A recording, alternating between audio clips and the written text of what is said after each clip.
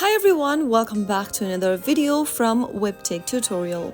In today's episode, I'm gonna be showing you how to delete photos on Bumble. So let's get started. First of all, open the Bumble application and make sure that you're logged into your account.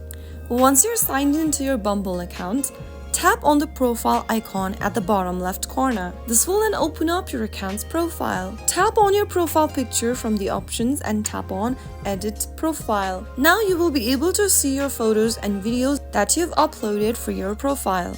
Tap on the photo you would like to delete and tap on Delete Photo option in the pop-up. Soon after you do that, you will then be able to delete your photo on Bumble. You can repeat this step for any other photos you'd like to delete, and that way you should be able to remove a photo from your profile on Bumble. That's how it's easily done. If you found the video to be helpful, go ahead and give us a thumbs up. Don't forget to subscribe to our channel by hitting the subscribe button.